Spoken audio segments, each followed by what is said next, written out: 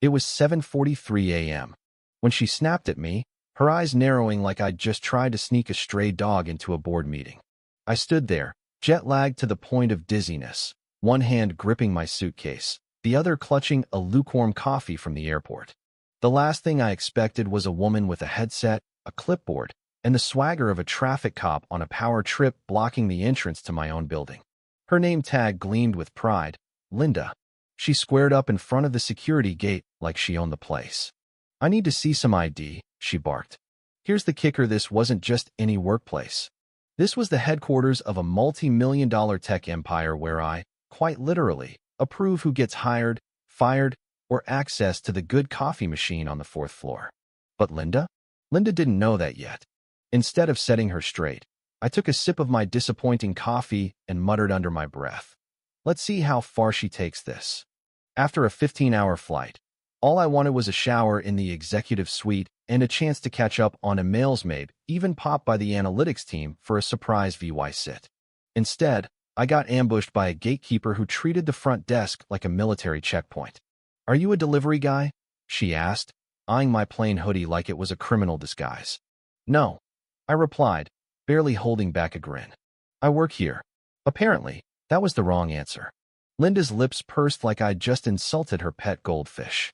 "You work here," she repeated, dripping with suspicion and throwing in some dramatic air quotes. "Doing what exactly?"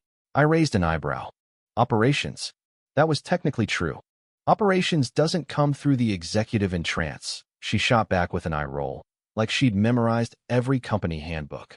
Then she crossed her arms and dropped the line that sealed her fate. "You're not authorized.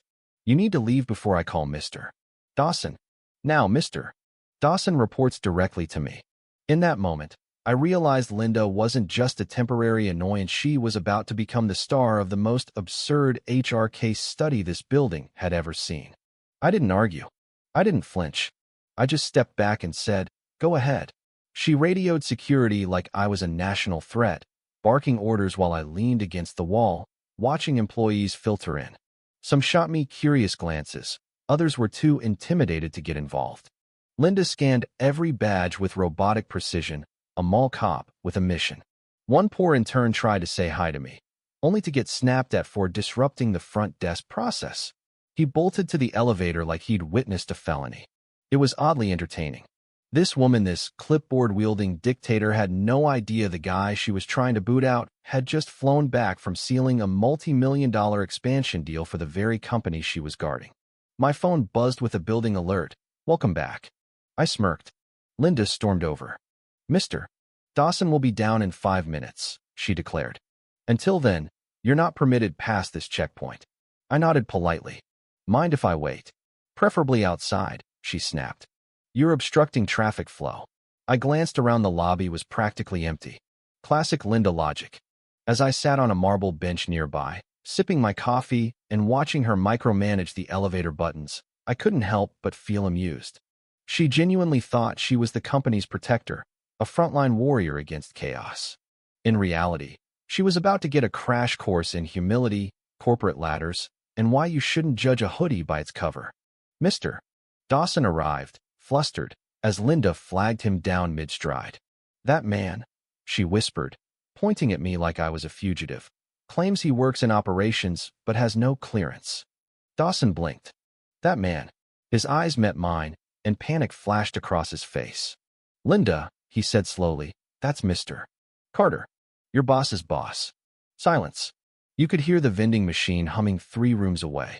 Linda's mouth dropped, her clipboard slipping slightly in her grip. Her universe shattered in 3 seconds flat. "Wait, what?" she stammered. Dawson nodded, sweating now. "He's the regional director. Been overseas for 6 weeks.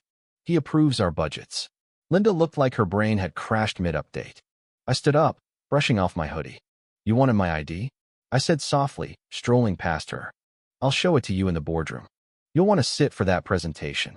I walked through the gate she'd guarded so fiercely, not with a badge or a pass, but with the one thing she hadn't factored in, authority that didn't need a loudspeaker. As the glass doors closed behind me, I glanced back. Linda stood frozen, headset crackling, clipboard trembling. That was just the start.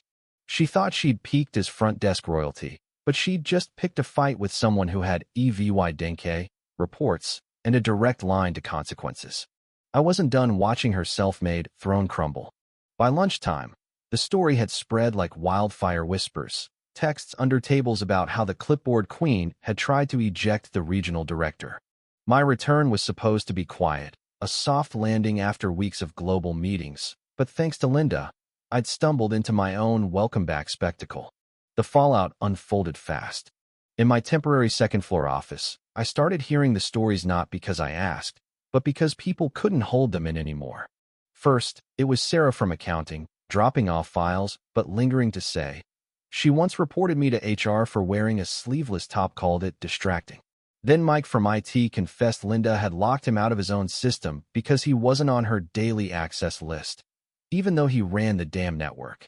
One by one, the tales trickled in: lost paperwork, ignored emails, people turned away for being 5 minutes late. Linda had been running her own little reign of terror for months, and no one had dared call it out. She'd landed the front desk gig as part of a rotating internal training program, meant to give staff cross-departmental experience. It was supposed to switch every 2 weeks, but Linda had dug in, fighting to make it her permanent domain. She'd even cozied up to the old HR manager who'd quit under personal stress shortly after. It clicked. Linda had found the perfect perch: VY Cybele enough to feel powerful, mundane enough to dodge real oversight. The most telling moment came when I overheard her in the break room, hissing at a junior designer named Ellie. "Next time, dress like you want to be here." Ellie mumbled an apology and fled. Linda didn't see me around the corner, too busy adjusting her headset for her next target. I pulled the access logs. Dozens of petty flags: someone reported for excessively cheerful greetings, another for eating a banana too loudly. Absurd. In her mind, she was enforcing order. In reality, she'd built a myth around her role. During my absence, she'd even sent new hires a welcome protocol memo, not through HR, but straight from her inbox. It listed her personal rules: where to stand, how to speak, who to avoid. One tip read, "Always smile at the front desk, it's part of your unspoken evaluation." She'd crafted an entire fantasy where she was the company's gatekeeping goddess. I could have confronted her then, hauled her into a meeting with the EVY Denke, and ended it. But this wasn't just about Linda, it was about exposing what happens when petty tyranny festers.